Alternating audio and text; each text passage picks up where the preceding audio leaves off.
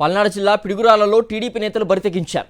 ఒక్కరంటే ఒక కౌన్సిలర్ లేకపోయినా municipal vice chairman పదవిని దక్కించుకునేందుకు అడ్డదారులు తొక్కుతున్నారు. ఎన్నికను అపహాస్యం చేసేలా వ్యవహరిస్తున్నారు. పోలీసుల్ని అడ్డం పెట్టుకుని ప్రలోభాలు, బెదిరింపులకు గురి చేస్తున్నారు.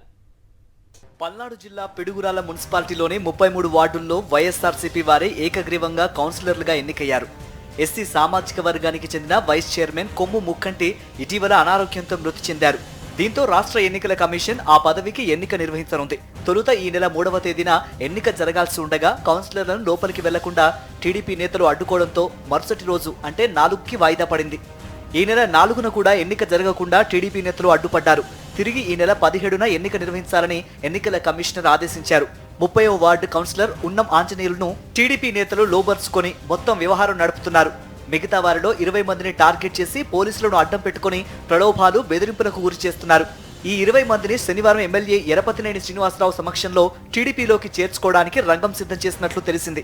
ఈ నేపథ్యంలో 14వ వార్డు కౌన్సిలర్ పులి బాలకాశిని గురువారం రాత్రి పోలీసులు తీసుకువెళ్లారని ఆయన భార్య రమణ సోషల్ మీడియా వేదికగా ఆవేదన వ్యక్తం చేశారు. తన భర్తను కాపాడాలని సెల్ఫీ వీడియో విడుదల చేశారు. టీడీపీ నాయకులు పోలీసుల వేధింపులను తట్టుకోలేక 29వ వార్డు కౌన్సిలర్ షేక్ మున్నీరా, ఆమె భర్త షేక్ సైదావలి అజ్ఞాతంలోకి వెళ్లారు.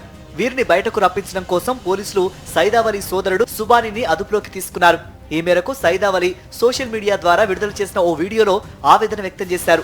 2 రోజుల క్రితం 23వ వార్డు కౌన్సిలర్ జూలకంటి శ్రీరంగ రజని భర్త జూలకంటి శ్రీనివాసరావును పోలీసులు స్టేషన్ కి తీసుకెళ్లి వైఎస్ఆర్సీపీ నుంచి టీడీపీలోకి మారాలని వేధించినట్లు వారు తెలిపారు. 13వ వార్డు కౌన్సిలర్ షేక్ సమీరా, ఆమె భర్త షేక్ కరీముల్లాను కూడా బెదిరించారు. టీడీపీ నాయకులు పోలీసుల ఒత్తిడి తట్టుకోలేక తాను కౌన్సిలర్ పదవికి రాజీనామా చేస్తున్నట్లుగా ఆమె సోషల్ మీడియాలో పోస్ట్ చేసి ఇంతవరకు అందుబాటులోకి రాలేదు. పల్నాడు జిల్లా పిడుగురాల మున్సిపాలిటీ వైస్ చైర్మన్ ఎన్నిక నేపథ్యంలో పోలీసుల దన్నుతో టీడీపీ అరాచకాలకు పాల్పడుతోందని వైఎస్ఆర్సీపీ మాజీ ఎమ్మెల్యే కాసు మహేష్ రెడ్డి మండిపడ్డారు. వైఎస్ఆర్సీపీ కౌన్సిలర్లను కిడ్నాప్ చేయడం, బెదిరించడం ద్వారా ఈ నెల 17న జరగబోయే ఎన్నికను అపహాస్యం చేసేలా వ్యవహరిస్తున్నారని ఆగ్రహం వ్యక్తం చేశారు.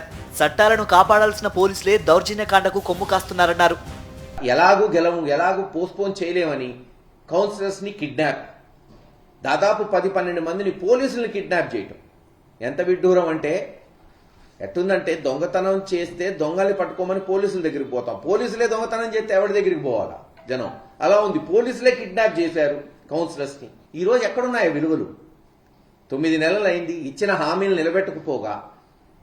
నిలబెట్టాలనే ఆకాంక్ష లేకపోగా, పోయినటువంటి చర్యలు లేకపోగా ప్రజల్ని భయభ్రాంతులు చేయటం, ఎక్కడ ప్రశ్నిస్తారో అని కౌన్సిల్స్, లోకల్ బాడీల్ని అట్నుంచి తీసుకోవటం. టీడీపీ నేతలు ఇంతగా బరితెగించడం దారుణమని పిడుగురాళ్ల ప్రజలు ఆందోళన వ్యక్తం చేస్తున్నారు. పోలీసులు వారికి దన్నుగా నిలవడంపై మండిపడుతున్నారు.